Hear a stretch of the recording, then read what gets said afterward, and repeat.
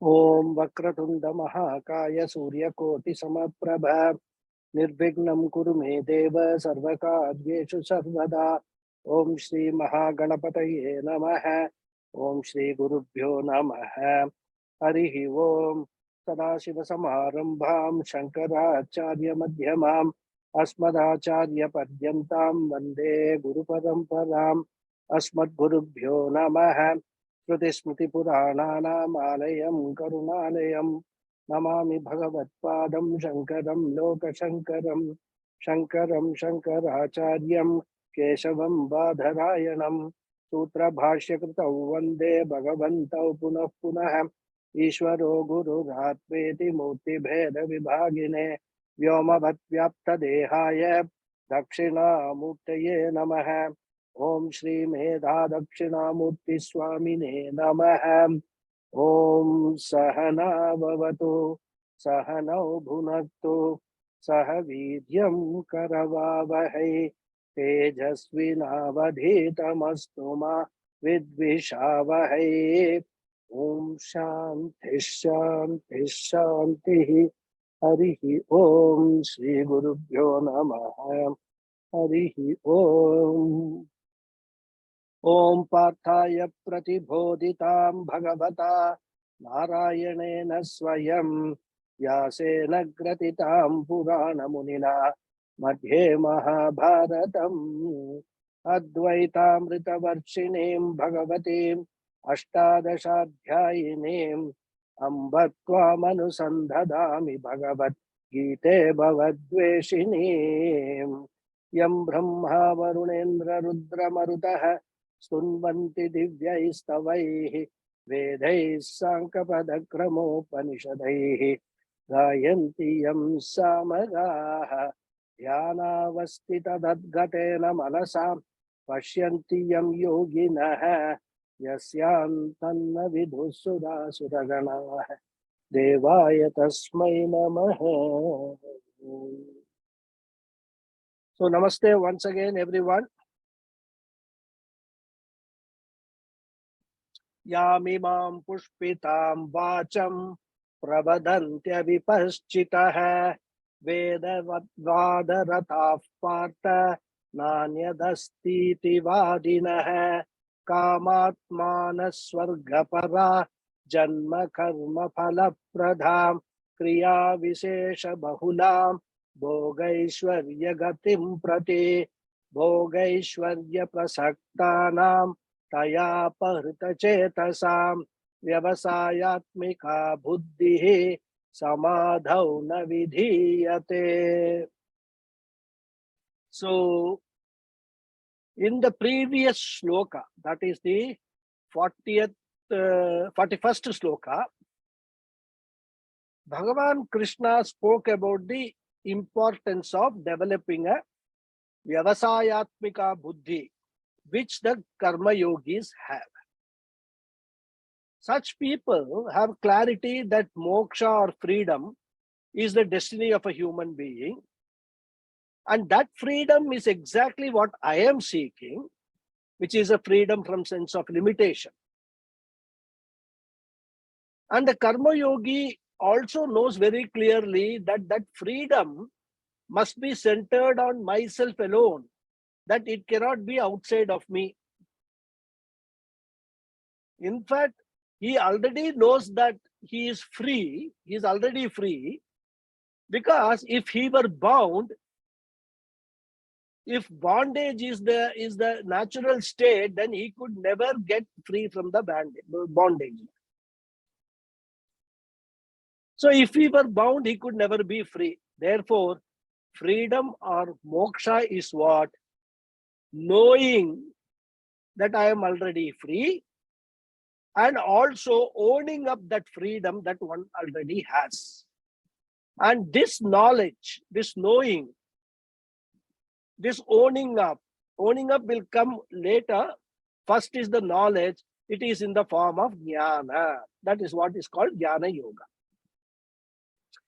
Then, in the above 3 shlokas which I just now chanted, Bhagavan contrasted such people, that is the karma yogis, with those who do not have a clarity about the goals in life, who are non-discriminating and confused people. Because if a person does not have clarity about his or her goal or destination in life, his or her buddhi will meander all over. Everything will seem to be all right. Everything will seem to be important, which means what? There will be confusion about priorities. So if everything seems to be as attractive as everything else, then everything will be uppermost in the mind on the list of items to be fulfilled. Because they have no vyavasayatmika buddhi, people are confused about what is to be done first and what is to be done later. And Krishna criticized them in the previous sloka as bahushaka hai. There are so many different notions that they have. And not only they have many branches, they are anantascha. So these notions of those without clarity are many branched and endless. They have numerous and unending notions regarding God, regarding the world, regarding karma, regarding puja, even regarding the dress, unending questions. Why should I not wear jeans and t-shirt and pray? A question. Because they find that to be most comfortable. They don't want to change into the traditional dress. So questions. Why? Because the basics are not clear to them. That is why these unending questions keep coming up. So in these three verses, Bhagavan Krishna is further strongly criticizing those people. And in this context, in the last class, we tried to briefly understand that all human activities are divided into three types known as Sattvika Karmani, Rajasa Karmani, and Tamasa Karmani. As I said, Bhagavan will elaborate about all these things later in the 17th chapter. And as we saw, Sattvika Karmani are those activities which will benefit the maximum number of people, which can be termed as selfless actions, and which takes into account the welfare and well-being of other people, maximum number of other people. So they are non-self-centered actions or selfless actions, you can call. Then we saw Rajasa Karmani are actions. They are purely individual oriented, purely self-centered action. The person is not bothered about anything else, anybody else, whether they are harmed or benefited, he does not care. I should get the benefit. That is the main objective of his performing this action. So while Sattvika Karmani are selfless actions, we can term this Rajasa Karmani as selfish actions. And the third type of action Krishna mentions is Tamasa Karmani, in which a person is not only selfish, but for the sake of fulfilling his selfish ends, he does not mind harming other people. At the cost of somebody else, he wants to fulfill his wishes, his desires. Therefore, the scriptures ordain that such activities are to be totally avoided. Now, even though the nature of Sattvika Karmani and Rajasa Karmani have been stated as selfless actions and selfish actions, selfish actions where the focus of the person is only for the benefit of the self, I also mentioned that in the case of Sattvika Karmani, even if some benefit accrues to the self, it will remain Satvika Karmani as long as they are undertaking, keeping in view the welfare and well-being of other people. And in the satsang which followed the last class, one student raised an interesting and a very relevant question. He asked that if a person is engaged in a business activity where a large number of people are employed, and even though the benefit of the big business accrues also to the businessman, can it be termed as Satvika Karmani, since a large number of people are benefiting because of the business? It's a very good question, as I say, which might be in the minds of other students also. Therefore, in order to understand the subtle difference between Satvika Karmani and Rajasa Karmani in this context, and determine the nature of the activity, we need to ask ourselves the following questions. What are they? First of all, is the business being conducted solely for the benefit of other people, and the benefit that accrues to the businessman is only incidental? This question has to be honestly answered. Then second question, if no benefit accrues to oneself, will the business be continued since it is benefiting a large number of people? The selflessness comes here. Then the third question, if in case of a slowdown of the business, or if the business is running at a loss, will it be continued without terminating the employees or reducing their salaries and wages? That will determine whether the business is being undertaken for one's own benefit or for the benefit of other people.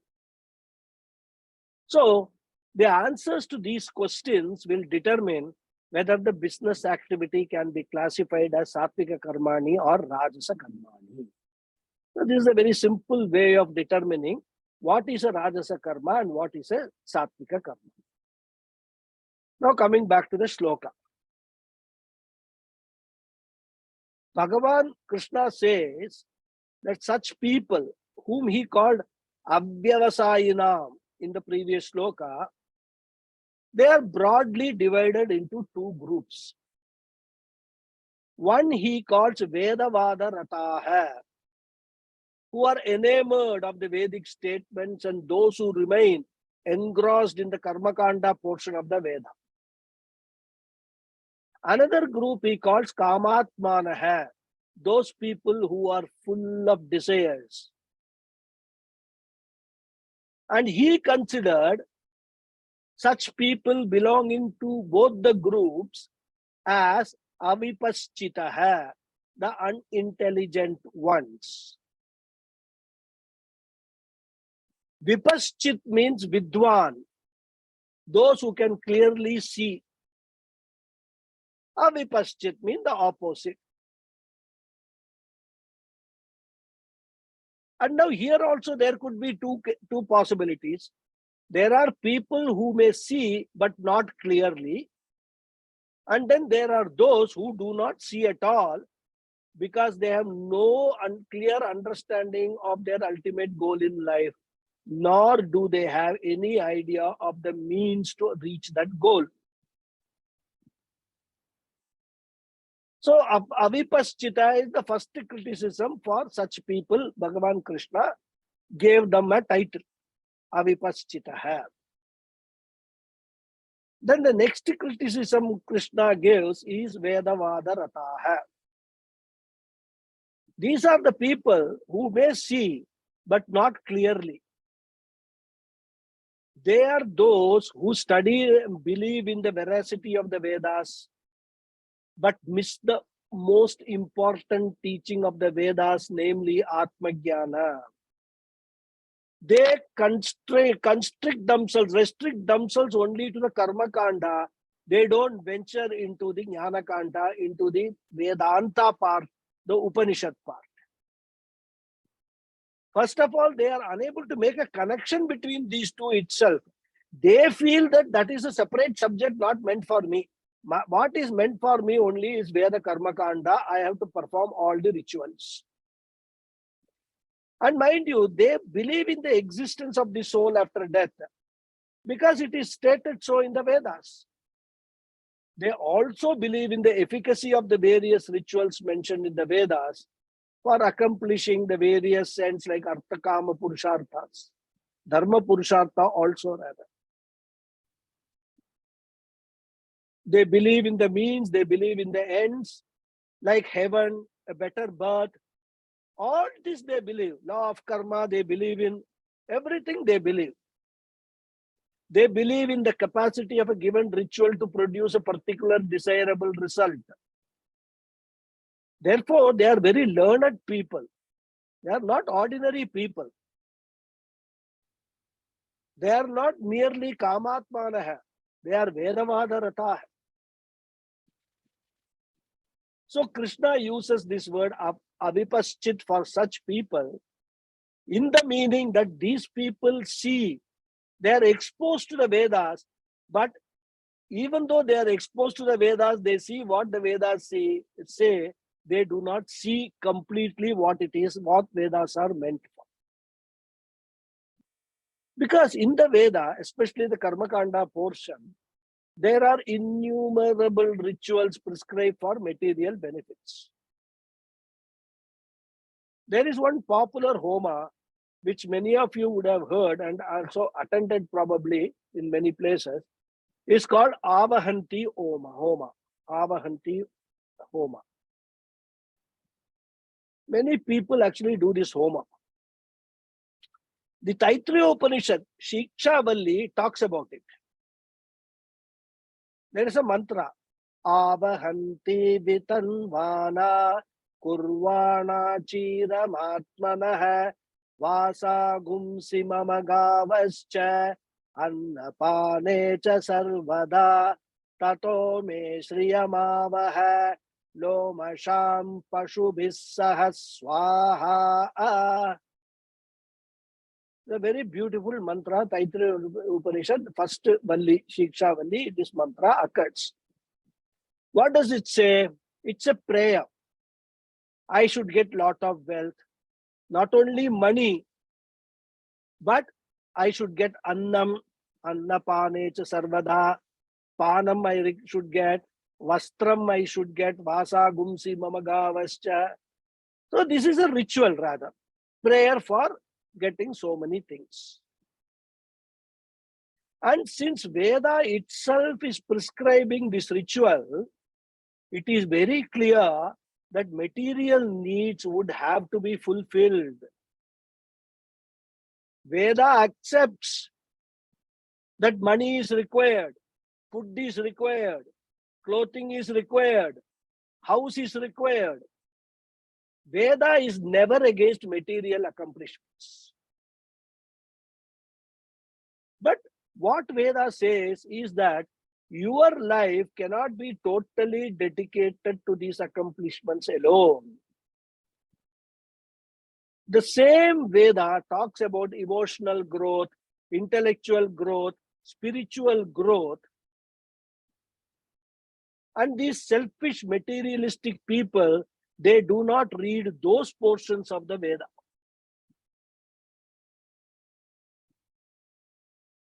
For example, just now I recited a mantra from Shikshavalli. The same Shikshavalli says, Satyam Vada. People will not see that. It's the same Veda which is saying Satyam Vada. Always speak the truth. And as Swami Paramathananda puts it very humorously, even if they see Satyam Vada, they will read it as Satyam Vadam. They will kill the truth.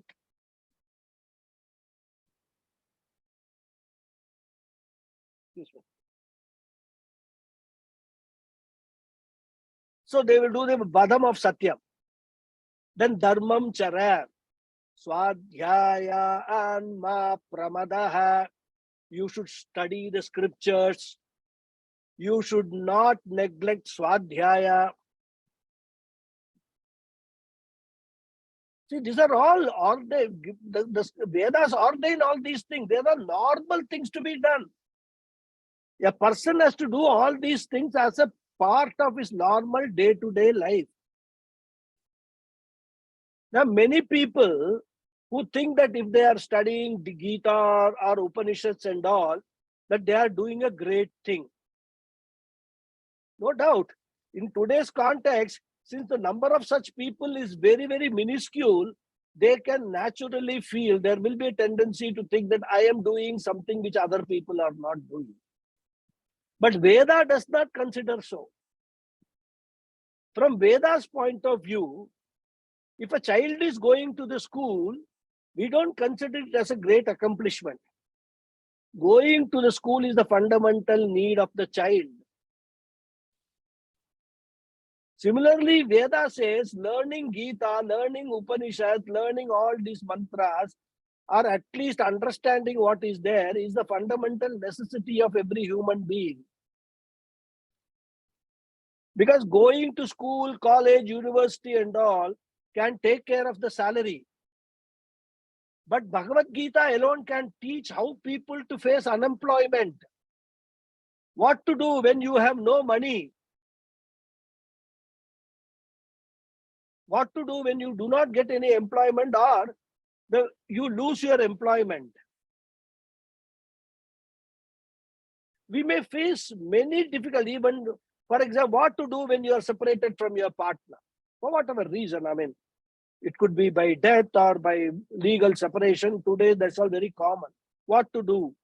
People break down.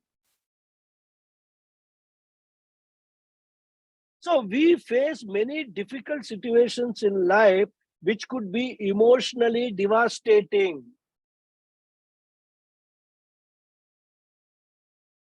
As we discussed earlier, for handling such situations, what is required is emotional quotient and not intelligence quotient.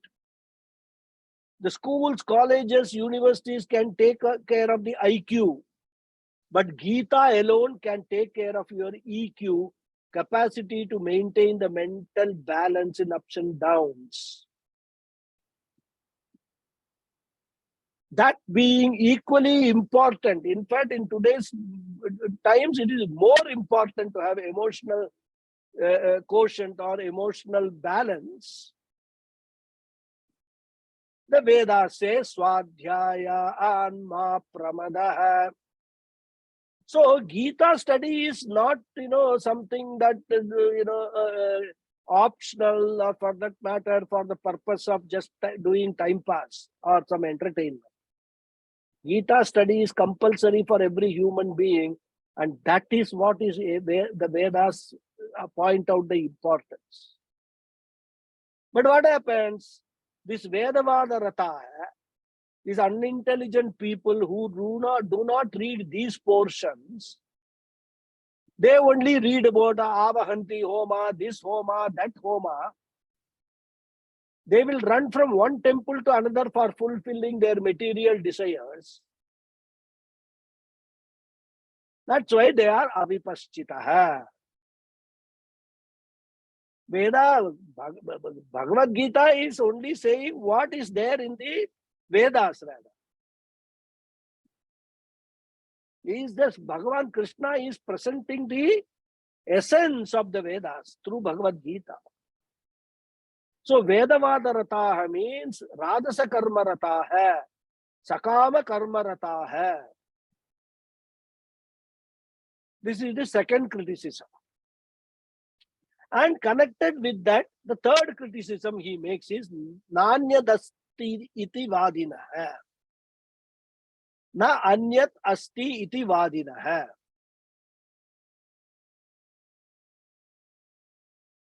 So when we talk to such people about other nobler things in life, for example, mortality, ethics, what is God, about our religion, the importance of doing service, dhanam, etc., which are all emphasized in the Vedas, all other topics that when we raise, they are not interested in those things. For them, they have to perform all these rituals, get as much material wealth as possible. As they say in Hindi, those who of you know in Hindi, khao, piyo, moj karo. Eat, drink and be merry. So they do not want to do anything with regard to dharma, moksha or other purusharthas. For them, there is nothing else. Here, Bhagavan Krishna calls them avipaschita, but the Upanishad use a stronger term. Upanishad calls them pramudaha. And Swami Paramathananda translates pramudaha as filtered fools. Now, mudaha means fools. In Tamil, we say, vadikattina muttal. Those who know Tamil, they will know. Filtered fools. Pramudaha means filtered fools. So, nanyat asti iti vadinaha. This is the third criticism. And the next one, the fourth one, kamatmanaha. They are embodiment of materialistic desires. They are embodiment of physical pleasures. They are embodiment of sensory pleasures. Again, we must note, and this is the misunderstanding many people get by, when they actually try to understand what is there in Vedas, what is there in Bhagavad Gita, etc. Krishna criticizes here the people who are attached to such pleasures, not the pleasures themselves. Because Veda also talks about material pleasures, artha, kama, or purusharthas prescribed by the Vedas. But what is the criticism here is giving predominance, undue importance to the sense pleasures at the cost of inner and spiritual growth. That means if you take all the sense pleasures and give hands and legs to them, such people are embodiment of such pleasures. And they have got a very big list of pleasures. Where this two groups, kamatmanaha and vedavadarata, lot of things, overlap between these two groups. So they have a big list. If you ask them what is your ambition, these people will give a huge list. And even by mistake, that list will not contain mention about dharma and moksha.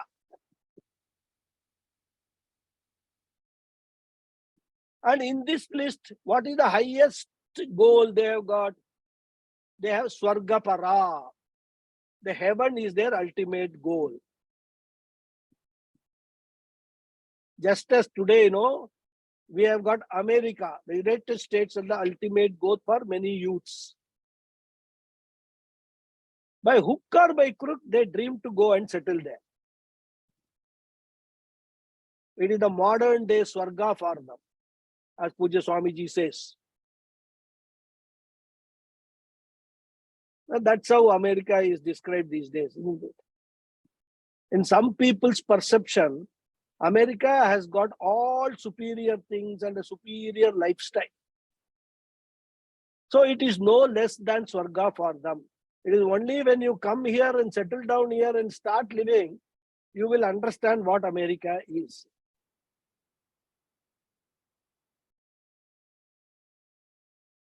Other day, one lady who's been here for quite some time, she was complaining that her refrigerator has some parts, has to be replaced. And the company has returned to the manufacturer for the part, and they said it will take 6 months for the part to be shipped and replaced. Now she's saying if it was India, it would be done in 24 hours.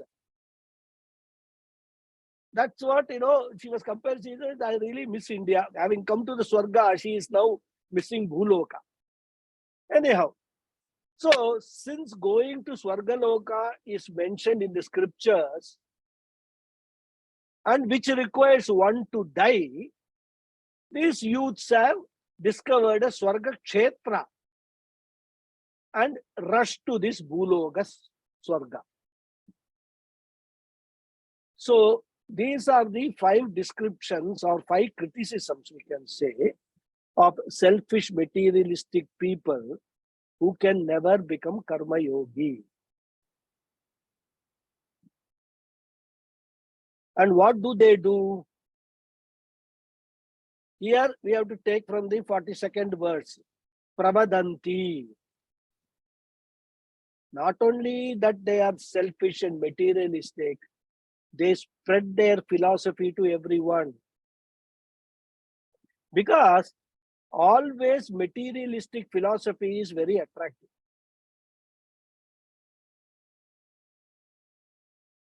And even if we are a little bit religious, what happens is constant association with that person, we may also get converted to that person's way of thinking, because materialism is what? Materialism is Maya. And Maya is always more attractive than Brahman, isn't it? Materialism is always more attractive than spiritualism. So there is always a danger. A person who has actually started off in the spiritual path and in association with such materialistic people, he must really start doubting whether he is doing the right thing. Swami Paramatmananda says, if somebody repeatedly says, why should you go to the Gita classes now itself? You are not even 40 years old. You should enjoy your life now. Go around, see places. Go to parties. As I said, drink, make merry, enjoy. Eat, drink, and make merry. You should enjoy your life now. Fulfill all your desires. At a later stage, when you cannot run around, when you cannot do anything, your eyes are failing, your ears are failing, when you become a grandpa or grandmother, then all this Gita business and all you can take up. Because you cannot do anything else that time for earning or anything. You will be decapacitated to that extent.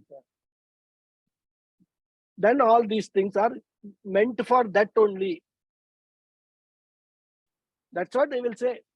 They will even argue that is why Vedanta, it is the Upanishads and it comes the end of the Vedas. So only towards your life end, you must study the Upanishads. Vedas themselves are indicating that to you. You have to understand. They will use the Vedas itself for their argument, for strengthening their argument. And if somebody repeats 4 or 5 times like this, you will start doubting and thinking that perhaps you are doing something wrong by attending the Gita classes. And the tragedy is, when you go to the Gita classes, even physical classes, forget here, you will find that mostly there are only senior citizens attending the classes. Then you will think, oh, what that fellow said was right. Only when I become a senior citizen, I should come and study this Gita and all that. Till such time, I must make merry. I must live my life full. All these terminologies, there is living life full, everything, all material things I acquire. So as such, people coming to Gita itself is difficult. Added to that, if people ask you consistently number of times, then finished. I am reminded of the story of a donkey. I don't know, many people would have heard it. So I'm not going to repeat the story. You can recall. How you can change the mind of person by repeating the something again and again and again. And this is what was happening, which happens in, used to happen in communist countries. So therefore, if a few people ask the same question, why go to Gita class now? Don't you have something better to do? Then one will wonder if what they are saying is correct and conclude that, okay, fine, I agree, I understand. I will see all these things after retirement.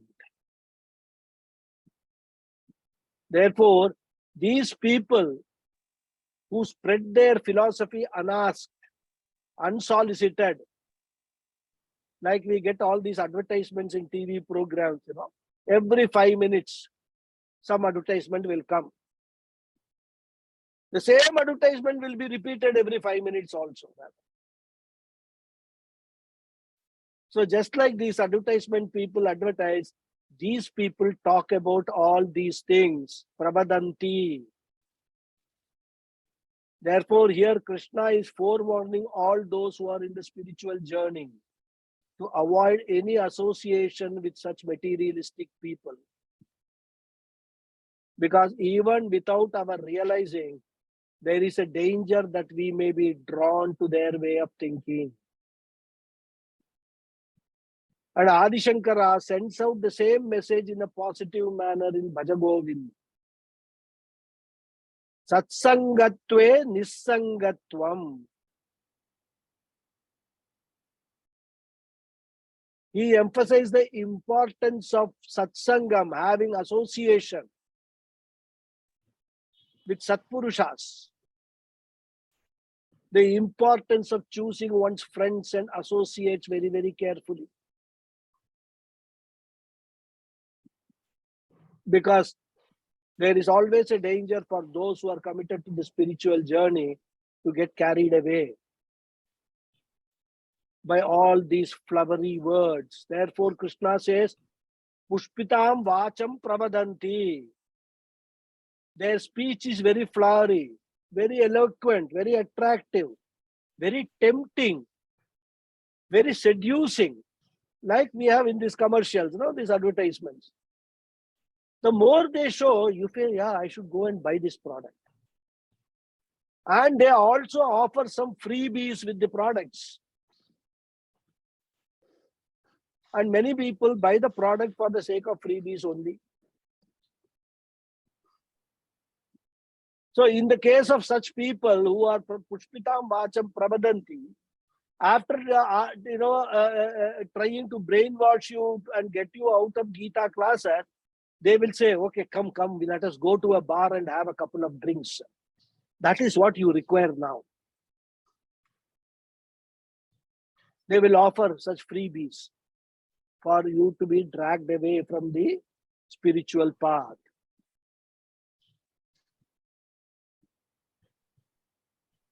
And what type of Pushpitam Vacham, flowery speech it is? He says, Kriya Vishesha Bahulam Vacham Pravadanti. Kriya Vishesha Bahulam. They talk about varieties of projects and projects. Invest there, you get so much money. Invest here, there is a new project coming up. They are selling residential plots. Put money there. I can guarantee in 5 years your money will triple. They'll give you all things, all sorts of, there is a highway coming near that, so the value of the land will go up.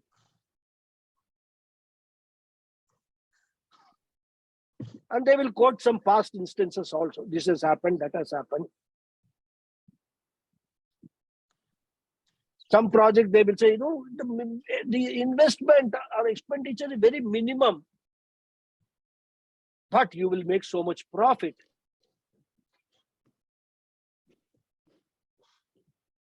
So they will go on, talking only about material things. Take that money, put it in this project. It will bring you more money, or switch from this project to that project. They will keep on talking about all ways and means of making money. Kriya Vishesha Bahulam. saturated with varieties of actions or projects with the sole purpose of making more and more money for material achievements.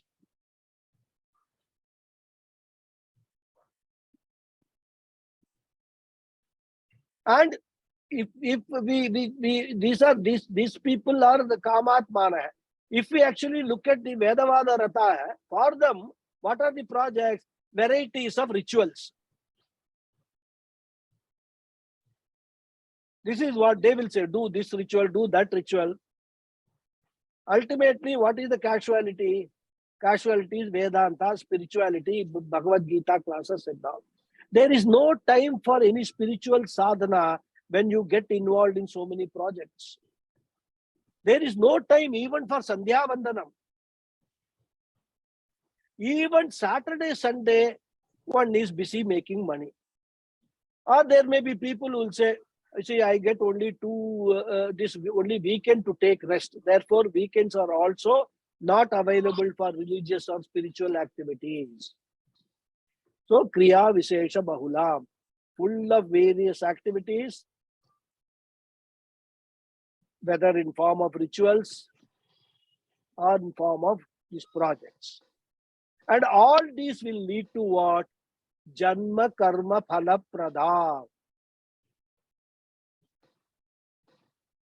What they miss is whenever they do, one action will lead to another action. This understanding they don't have.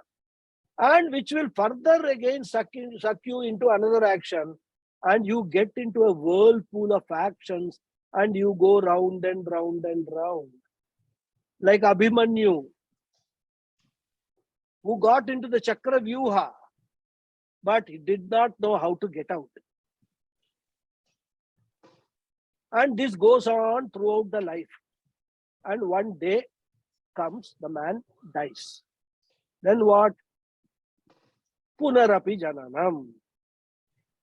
There also take another birth, the same Chakra Vyuha. That's why Adi Shankara says in Bhajagovindam, Punarapi Jananam, Punarapi Maranam, Punarapi Janani, Jatare Shayanam, Iha Samsare, Bahudustare, Kripaya Pare, Pahi Murare. I have to mute somebody. Some noise is coming. So, this is what happens. Birth after birth, you keep on taking the same thing, you keep on doing. But what does, of course, probably happen is that every birth there is some improvement one can see. That is why in one birth you understand the futility of running behind all these materialistic things. You develop a alam buddhi for all material desires, and then you seriously pursue spiritual path. That's why the Gita does not say that you should not get into action. What Gita emphasizes is, and that we will see, it's a very beautiful thing. What Gita says is that you get into action, but you should also know how to gradually get out so that you can involve and dedicate yourself in higher pursuits. And that's why we have got this 4 ashrama concept, brahmacharya, grihastha, vanaprastha, sannyas. It's a gradual getting into it. From brahmacharya, get into grihastha, fully material. But grihastha ashrama gives you an opportunity to develop karma yoga attitude. And once you have actually sufficiently developed, your children are grown up, your family is very settled, get out of grihastha ashrama, enter vanaprastha ashrama, do upasana, meditation.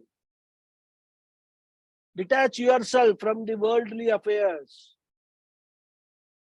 Prepare yourself for jnana yoga, the life of a sannyasi. So a person gradually gets into, grows, and then gets out.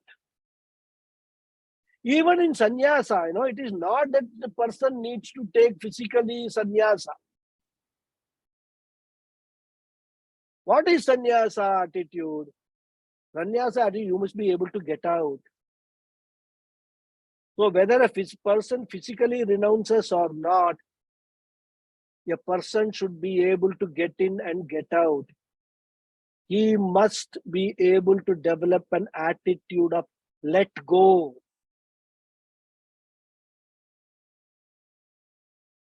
If I myself let go, it is a victory.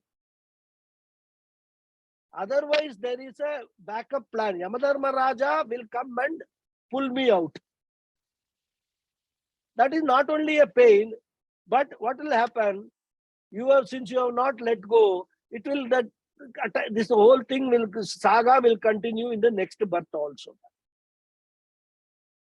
Therefore, instead of Yama pulling you out, why can't you yourself grow out? Why can't you let go? And therefore, these people who do not know all these things, for them getting a next birth is a great thing. They will in fact pray for the next birth to be a human birth. They get to enjoy everything. So janma karma phala pradham vacham. They speak only of such activity which will lead a person from action to action and birth to birth. Because any birth, we must understand, represents mortality, a finitude, limitedness, not limitlessness.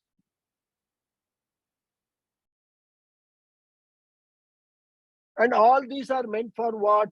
As I said, janma karma phala pradam. They do not present these activities for purity of the mind.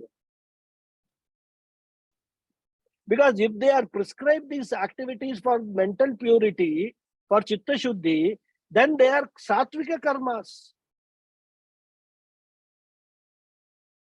Where the purpose of sattvika karma is only chitta shuddhi. But these selfish people never prescribe anything. Even if they prescribed any religious action, it is also meant for material benefit only. They will commercialize even the religious activities. And therefore, Krishna says, Bhogaishwarya gatim prati. Their target are only two. Bhoga, which means kama purushartha, enjoyments. Aishwarya means overlordship, which means artha purushartha. So Bhogeshwarya is artha kama purushartha. Money and pleasures are their only target. And even when such people talk about religious practices like going to temple or going on a pilgrimage, etc., that is also meant for material benefits only. They will say, if you go to the such and such temple 7 Fridays or 3 Paurnamis, you will get all these things what you desire.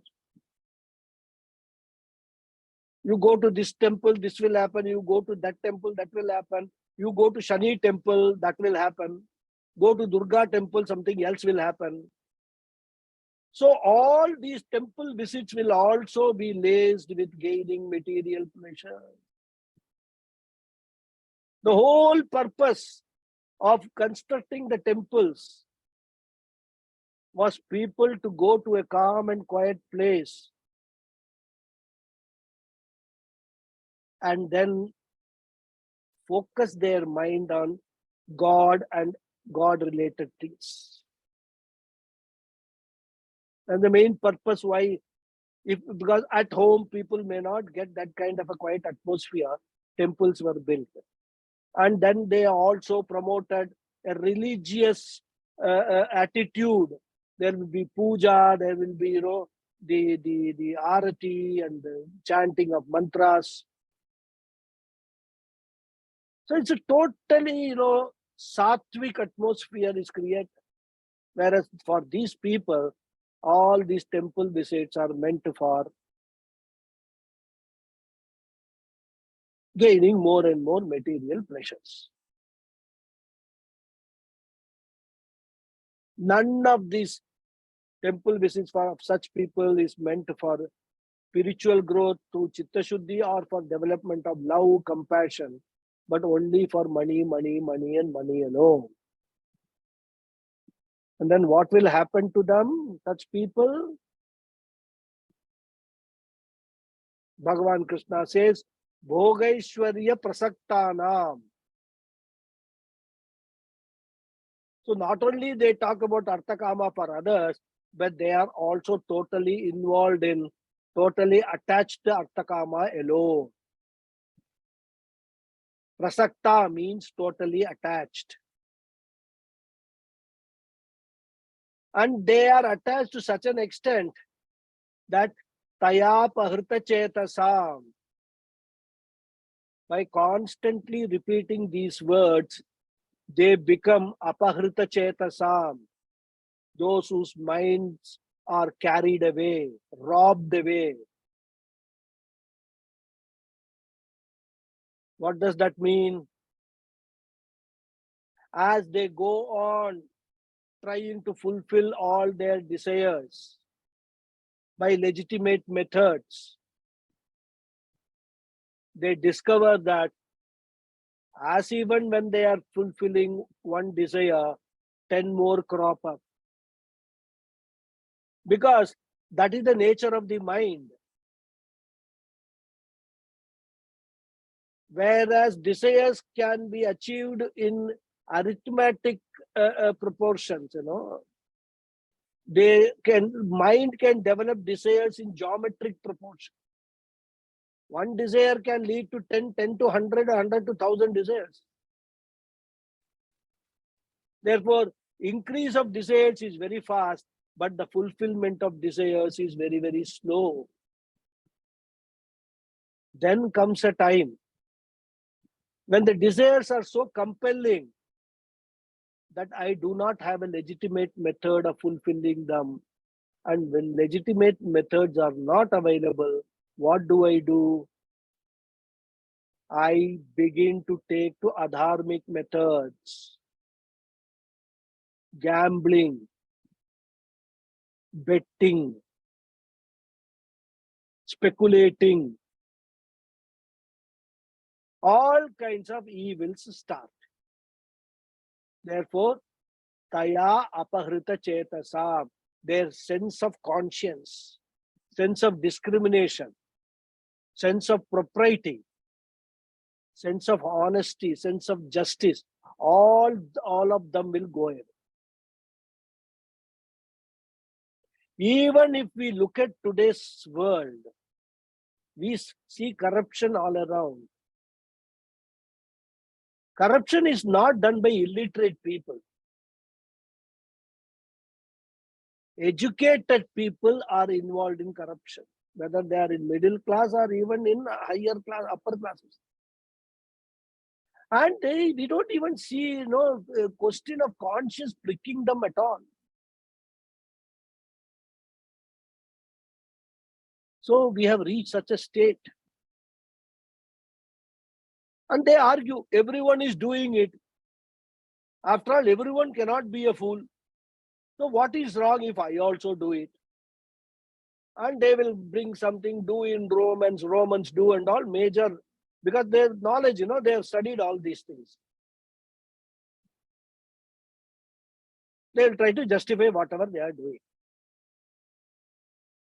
There are others who will say, if politicians can take in hundreds of crores, what is wrong if I just take in hundreds or thousands?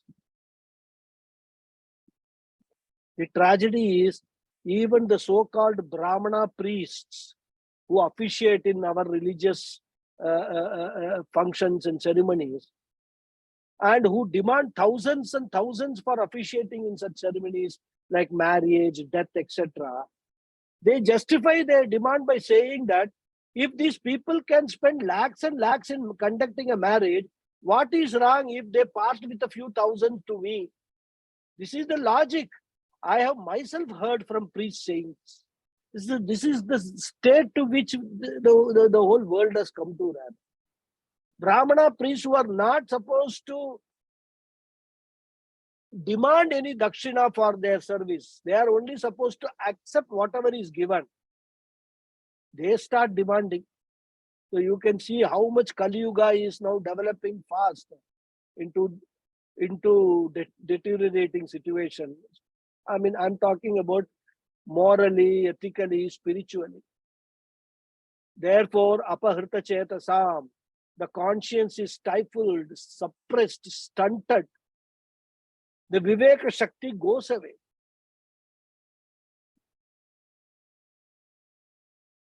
In olden days, they talked about papam. People believed in punya, papa and all. They avoided all doing all these, akramams, as Swami Paramatmananda says.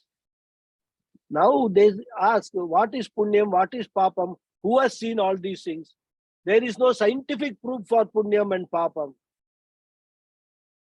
And then on the other hand, they will argue, you see that fellow, that chap, he is the biggest smuggler doing all akramams. And you see the fine life that he is leading. Go to his front yard, there are so many cars standing there, different models of cars. And you talk about punyam, papam and all that, get lost. And even if you tell them that by doing all this, you will go to Narakam, they will say, who has seen Narakam? Have you gone to Narakam? When you have not seen something, why you are advocating that to me? There is nothing called Narakam and all that. There is only Swargam. I will get more money, I will go to Bhuloga Swarga, America, I will go and settle down to do more akramams. Therefore, they have got all sorts of arguments. But to do krama is difficult. To do akrama, we have got enough excuses. And therefore, Krishna refers to them as apahrita chetasa. The minds of those people were carried away by these enticing flowery words. They do not stay with the pursuit of Vedanta. That's why with reference to what one must gain, there is no real clarity. Because this clarity cannot take place in the minds carried away by such words. And through all this, what Krishna is presenting an idea is that if you do not allow yourself to be carried away by words, if you look into them, if you analyze all these material gains, you will find they all fall apart. So if the words are not looked into, you will find that they are very pleasing and attractive. And that is why people who have no discrimination are easily carried off by them.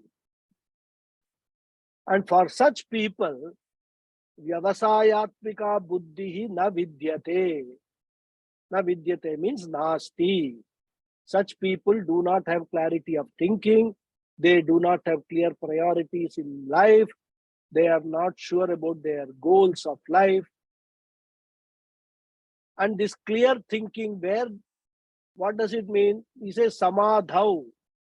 Samadhau means mind here. Samadhi should be understood as mind. And this we get it from Bhashyakara, Adi Shankara. When we read his commentary, we know how we have to understand samadhi. Samadhiyate asmin. In the mind alone, he says, all sense objects, all the experiences of the entire world that is in front of us, they are experienced by us. The eyes may be open and seeing, but what they see has to reach the mind before any seeing actually takes place.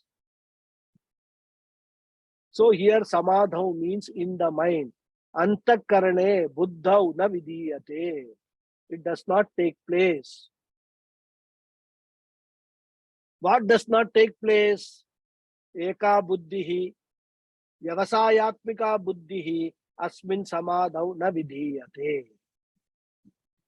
So instead of a buddhi which is meandering buddhi, wanting this, that, doing this, doing that, like the mind of an active, bright child who is taken to a toy shop and asked to choose only one toy, the child will be totally confused. And when a person is already confused, studies the Veda, finds various action will produce various results, his confusion, his or her confusion will become endless. It is like looking through a catalog because you want to buy some gifts. Before long, you will find that you yourself will need something on every page of the catalog.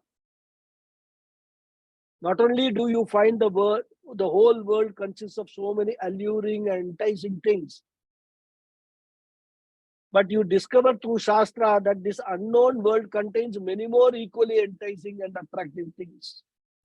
Therefore, the mind is robbed away for those who are committed to Bhoga and Aishwarya, and their discriminative awareness is clouded. And therefore, Krishna emphasized in the previous sloka the importance of having Vyavasayatmika Buddhi. So in their mind, in their intellect, there is no clear thinking at all, which is proved by all these three verses. Thus, Krishna has criticized the selfish, materialistic people who can never become karma yogis. Now, who can become karma yogis is the next question. And Krishna is going to talk about that. We will see that in the next class. Okay. Stop here. Om Purnamadav Purnamidam Purnat Purnamudachyate Purnasya Purnamadhaya Purnameva Vasishyate. Om Shanti Shanti Shanti. Harihi Om Sri Gurubhyo Namaha. Harihi Om. Thank you all very much. Thank you very much, Guruji. Thank you. Thank you. Namaskaram. Thank you. Namaskaram. Thank you. Thank you, Guruji. Namaskaram. Namaskaram. Thank you. Yes, Hariji. Your hands first.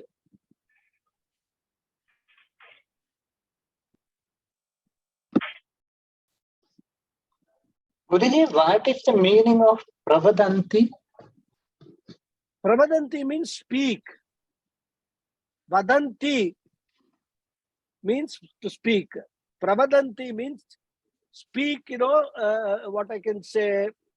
Eloquently. Eloquently. Eloquently.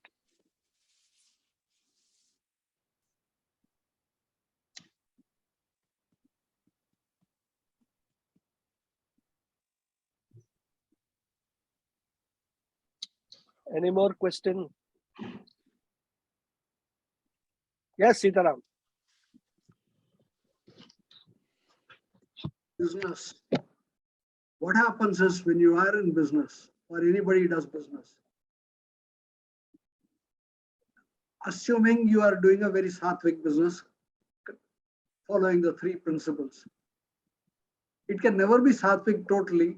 There will be some traces of rajasic because without that business doesn't run. Whether it is for self-benefit, yes, the sum total has to be for the common benefit. You get into the concept of trusteeship. Run it as a trustee for you and your employees, for the staff who contribute to you. I think that's the way it has to be looked at. Yeah, exactly. See, we cannot have a very straightforward answer for this because it will all depend upon the circumstances of each individual case. That is why I said that there are some basic questions. Well, I just, thought of some 3-4 questions, but there could be many more questions that one can raise and answer those questions to determine. Because doing business itself, we cannot categorize it totally as Rajasic. Correct? Yes. That is not correct, rather. So there is an analysis required. Why the business is being done, what purpose is done, what is the attitude of the businessman in doing it. And in fact, that's why when we come to Karma Yoga, even if you are doing that business, when you develop an attitude that I am doing this business and offering all that is coming out of it to Ishvara, that Ishwararpana Buddhi you start developing, right? Yes. Then what happens is, automatically, when you are offering to Ishvara, and with I'm talking seriously, then you will conduct your business with all moral, ethical, with purity. Because we never think of offering anything impure to the Bhagavan, isn't it? So once even the Naivedyam that we offer, we don't use, in the Naivedyam, onion, this, that and all. And normally Naivedyam is prepared, taking bath, with one's physical cleanliness, we prepare the Naivedyam and then offer that, which all sort of symbolizes purity. So when even when one does business with that attitude of Karma Yoga, there will be lot of purity, lot of ethics and morality in the business. That person will not cut corners for any benefits here and there, few more rupees I will get, few more dollars I will get. He will not cut corners. Then automatically that business becomes a sattvika business now. Yes. Because the attitude with which it is done is sattvika. Yes. So that is why I thought that you raised that question. It's a very important question. And we need to understand it in full this thing. It is not that business is as condemned, or I wouldn't say use the word condemn, or to be taken all businesses, or because they do produce material wealth, right? So just because of that, they just cannot become merely tamas, the Rajasikam. That we have to understand. I agree. Very relevant. Thank you. That's very relevant. Yeah. Thank you. Yes. Any more questions?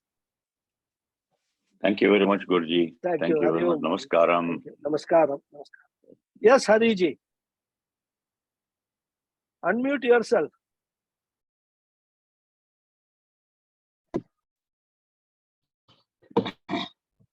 Guruji, what do you say that when even this type of thing we can even find out in the normal religious activities, like when we go to the temple, let us say Tirupati, you pay money and you get the VVIP pass, and those people who are standing in the queue for hours or days together, whereas I go there, I pay, I don't know how much ever money I am paying, and I get a VIP pass, and then I get the darshan before these people who are standing in the queue for hours together. And that has become now official, that you can pay money through online. It is not illegal, it is very much legal. But what do you feel here? See, no, is my question when relevant? we are talking, no, your question is relevant. When we are talking about, let us say, a big big pot, or a big casket of all rubbish. Now, which rubbish you will say is a better rubbish or a worst rubbish? Everything is rubbish only, right? Whether people going and standing in the queue for hours together for fulfillment of their material desires, they have got no spiritual this thing. If those people had the money, they would do the same thing which they are criticizing other people. Because they don't have the money, they will say that people are taking buying tickets and going breaking the queue and all that. If they had that money, they would also go do the same. No, but there are people who stand in the queue for Dharma Darshanam and all. Tell me something. What is the purpose of going to Tirupati and visiting and doing darshan of that Lord? What is the purpose? What is the purpose in everybody's mind? Whether that fellow is doing Dharma Darshanam or what is it? It is Sakama. Sakama? Yeah. If you are in the spiritual path, will you not realize that for me, to do darshan of God, I don't need to go to Tirupati at all. Because once I understand that the entire cosmos is nothing but Ishvara, even when I am looking at my cell phone, I am looking at Ishvara only. Why I should go to Tirupati? So, when we are talking about all these people, we cannot justify one set of Sakama people from another set of Sakama people. Depending upon their means, because some people have this feeling, as you rightly say, Dharma Darshan. If I pay money and get Darshanam, it will not be fruitful, or Bhagavan will not be happy. All these feelings have got. So, when we start talking about these kind of things, whether what is happening in temples is correct or not correct and things like that and all, my question would be, who asked you to go to temple? If you are spiritually oriented, where you are, Adi Shankara says in one place, the best tirtha is Atma Tirtha. If you drown yourself in your Atma, in your nature, if you actually understand what it is, there is no need for any pilgrimage, any Tirtha Sthana darshan at all for you. That is what we must, as spiritual seekers, aim at. Let the world do whatever they want to do. Let the people criticize other people and all. Nothing to do with me. I know what is Ishvara. I don't need to go anywhere to see Ishvara. I don't need to go to Tirupati or Guruvayur or any place for that matter. So that is how we have to view all these things, instead of justifying one thing or criticizing the other. According to me, all these things are criticizable. And that is because people started paying, they started making money. So everybody is all this coming Kamatmana hai only. The temple people, those who are running the temples are Kamatmana hai. The people who are visiting the temples are Kamatmana hai. Some of them, those who are running the temples and visiting, could be Vedavada Rata hai also. But all of them are categorized as Avipaschita hai in this sloka. So they are all so what to talk of which Avipaschita hai is better than the other Avipaschita hai? They are all Avipaschita hai only. That's how we have to understand. I don't want to get into comparing one thief with another thief, or one person who is more immoral, who is more illogical with another person like that. Those comparisons are meaningless. For me, if you ask me, would you like to go to Tirupati? Would you like to go here? Would you like to go there? I may still have. I feel that if I go there, if I get Chitta Shuddhi, by appreciating, what I said about temples, what are the purpose of these temples? If I go with that attitude, I will say, certainly I will go. And whether I will get darshan or not is immaterial, because for me, every stone of the temple is Ishvara only. So it's not that one stone which is there in the center for which Arati is done is Ishvara. Every stone is, and in fact, if you go to the temples, around the Agraharam, there are stones they keep. I don't know whether you have observed it, right? And every day, all those stones are also worshipped, rather. I have seen this in Guruvayur, in Kerala temples and all that. So it is not only the God is there in the center, in the sanctum sanctorum, or in the idol, but God is everywhere. You go to the temple precincts, go and sit, find out a very calm place, sit down there, meditate on that image which is there inside. It will be before you.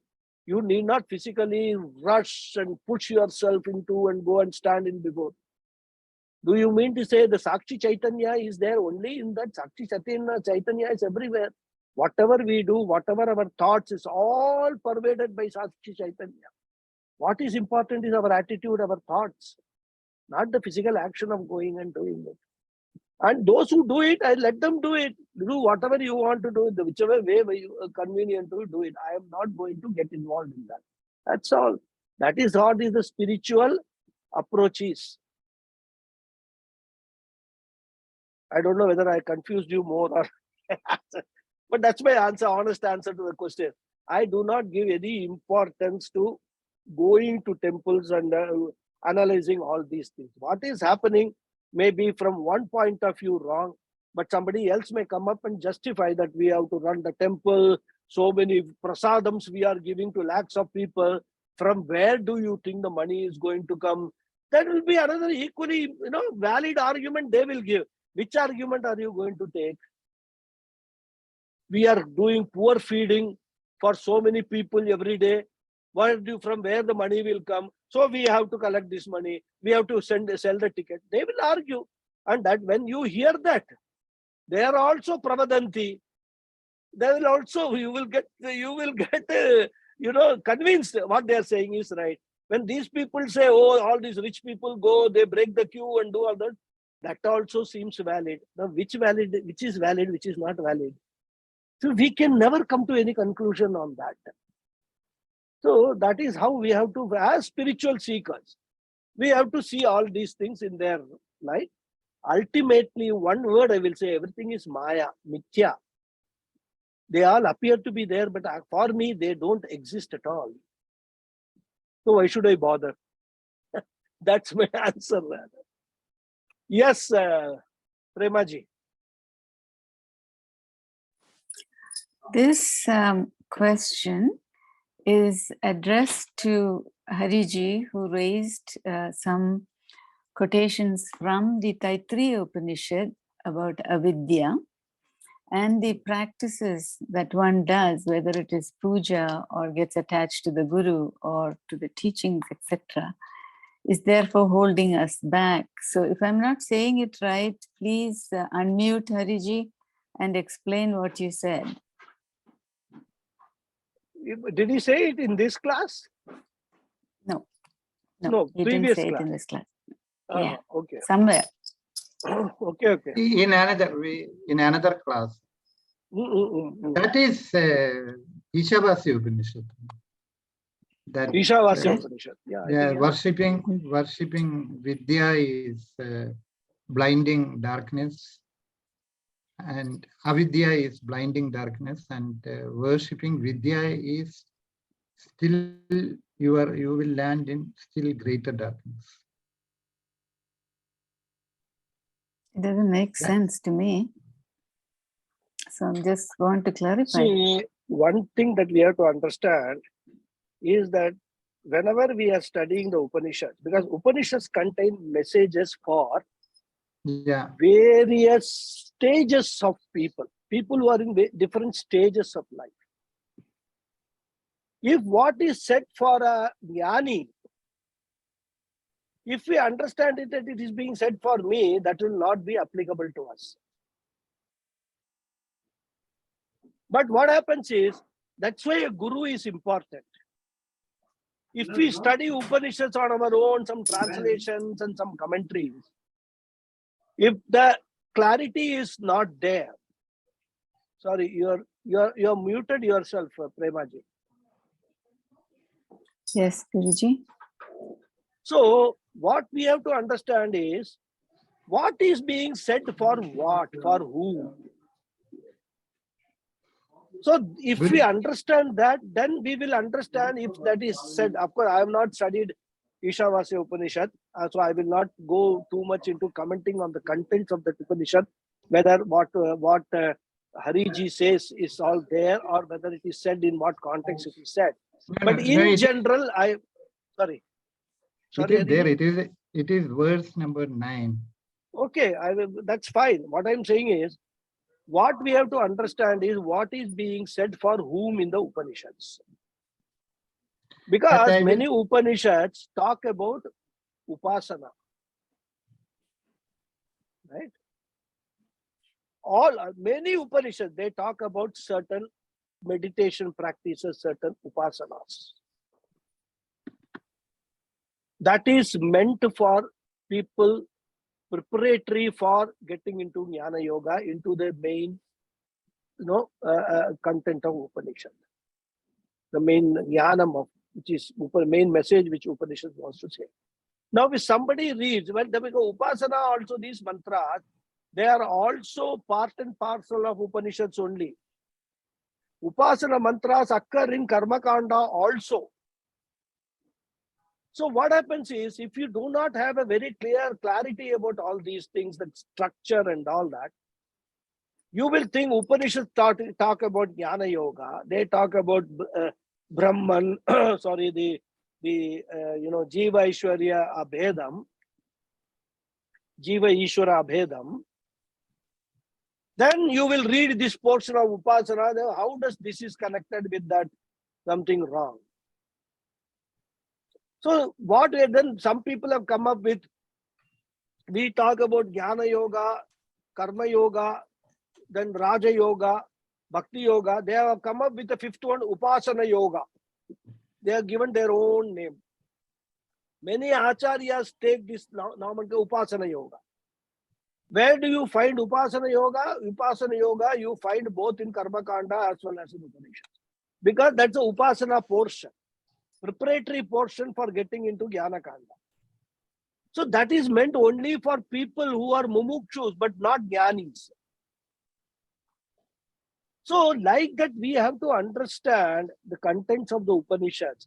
And that is why I say we require good commentary, like from where we can understand. Even today, some guru is teaching, he has to teach on the basis of a commentary of Adi Shankara.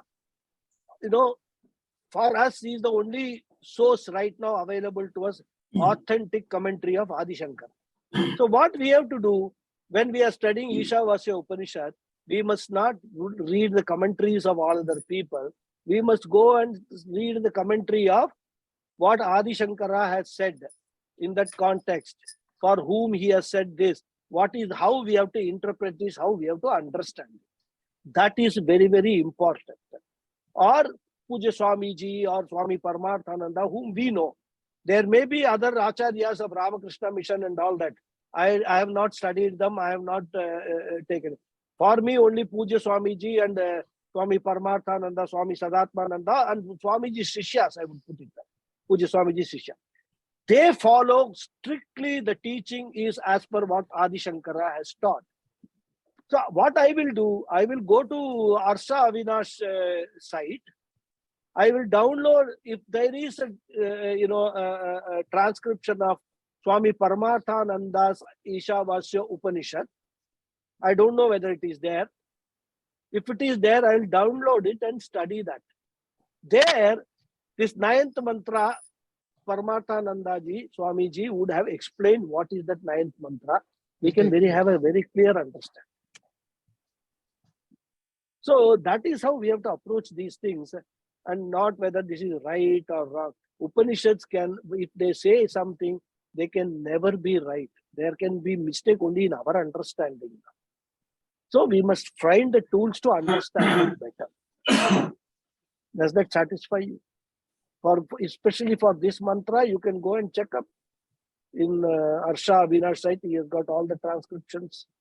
I hope that Ishavasya Upanishad is there. I don't know. But general guidance is this. If I have a doubt, sorry. See, it is a famous verse, Guruji. That is, and high. Honestly, it is giving a caution or a warning to people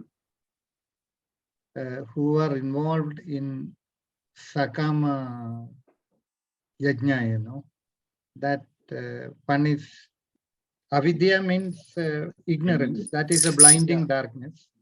And those who are in Vidya, Vidya here means not Jnanam. Vidya here is more of Karmakanda portion, the process of reaching Jnanam. And what happens is those people who are involved in this process, in this stage of doing pujas and yajnas and all, they become so, they find so happiness in this process itself, that they forget the ultimate goal. Yeah. They get stuck into that process of Correct. doing puja, going and so Yeah. the Upanishad says people who are involved in Vidya, they are in greater darkness than the Avidya, because Avidya person has a chance that he knows that he is ignorant. So he has got a chance to improve himself and evolve. Whereas the person who got stuck with Vidya, Vidya meaning the process, for him, he feels that is the end of it. That is why, in this sloka itself, the Vedavada Rathas, Krishna talked about, they are such people. They Yeah, are such people, Vedavada Ratha. Because even during Shankara's time, there is when you read these commentaries and all, there is one very big issue which was there, which is what Jnana Karma Samuchaya. Yeah. And Shankara, commentary after commentary, he criticizes people who are actually advocating Jnana Karma Samuchaya. Because there is one group of people who say there is nothing called Jnana, but only karma is the end of life. Then there is another set of people who say that even if you get into the Upanishads, Jnanam and all that, you should not give up the karmas. You should continue to perform the karmas and also pursue your Atma Jnanam. And Shankara criticizes, Adi Shankara criticizes such people also. He says that once you have come to Vedanta, that means what? Your Atma, that is your Antakaranam, has attained requisite Shuddhi for you to pursue Vedanta, to study the Upanishads and get Atma Jnanam. Yeah. The purpose of karmas is only to give you the Chitta Shuddhi. Once the purpose is served, why you are continuing to do those karmas?